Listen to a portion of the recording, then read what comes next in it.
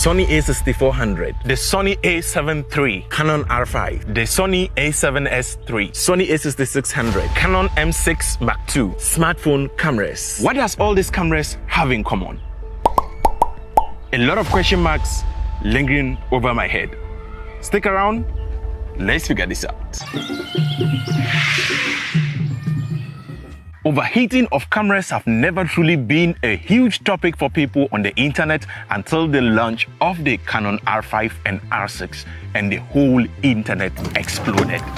What's up everybody, Peter McKinnon here. Welcome back to yet another video. And folks, today we're talking about the Canon R5. Will the Canon R5 overheat? Let's see if the R5 will overheat before it overheats. It's overheating. Saga of this whole overheating situation. The overheating issues are in the R5. And Armando, are you hearing about these overheating issues with the R5? And the overheating. And this got me thinking. Has the DSLR or mirrorless bodies reached their full potential that we can no longer squeeze out or push it further to give us much more resolution without it overheating? Oh, I think we have an elephant around. It approaches. Which elephant is that? Oh, there are actually two elephants. The Panasonic GH5 and the Canon eosr. What can we do for you guys? Okay, so the GH5 says it's in this same body, yet it doesn't overheat. So we can't say that those bodies have reached their full potentials. Oh, okay. So again, Panasonic GH5 says that he knows most of you out there are going to say that he is just a Micro Four Thirds and that is why he doesn't hit. But before you say that, he says I should tell you that think about all the other Micro Four Thirds cameras that can't match up to its capabilities. Now, if you've forgotten what Panasonic GH5 can do, here are some of the specs. It has a 20 megabyte Micro Four Thirds sensor with 5-axis in-body stabilization, which records 4K up to 10-bit 422, all internally up to 30 frames per second. It also does 4K up to 60 frames per second, which is technically 59.94p, which is up to 10-bit 422 output, and also does 8-bit 420, all internal recording, and also does it at 1080p, which allows you to be able to get 4.5 times slow motion in 1080p. That is what GH5 can do internally without overheating. Canon eosr thought we had forgotten about him. Here, relax. All right, so eosr says, have you forgotten that he's a full frame camera and yet he doesn't overheat? Thank you very much, eosr, but we are talking about cameras who can do up to 10-bit 422 internal. Thank you so much. Bye. Let me concentrate on my video. All right, guys. Sorry for that interruption from the two elephants who came around. How about the R5?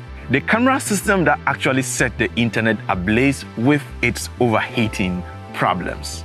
Don't get me wrong, because I am not by any means implying that it's only the Canon R5 and R6 that overheat, because I've used the Sony Alpha series for some time now and I can tell you on record that the Sony Alpha series cameras heat up a lot. And this was a very long time before the introduction of the Canon R5 and the R6. Even our very own Sony a7S III. What a camera.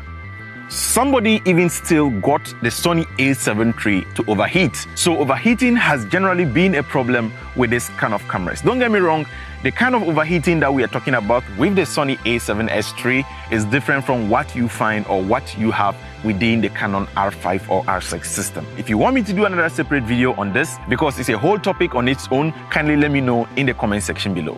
It doesn't just end there, guys. Whilst recording video on your iPhone, have you ever come across this message? Temperature. iPhone needs to cool down before you can use it. There you go, guys. Even your smartphone, or specifically your iPhone, overheats, especially when you record in 4K under very blazing hot weather.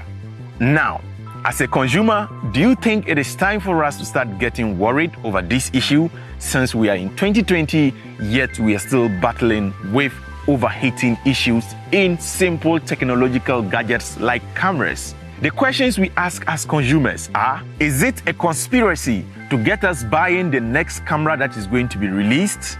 Or it has to do with business? Is it a matter of being able to produce these gadgets cheaply in order to be able to make more profit out of the sales?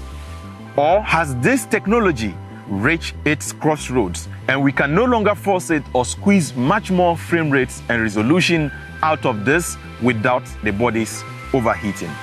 Or is it a matter of these companies taking consumers for granted? Let me know your thoughts on this topic in the comment section below. However, if you have a camera that overheats, does that mean it's game over for you?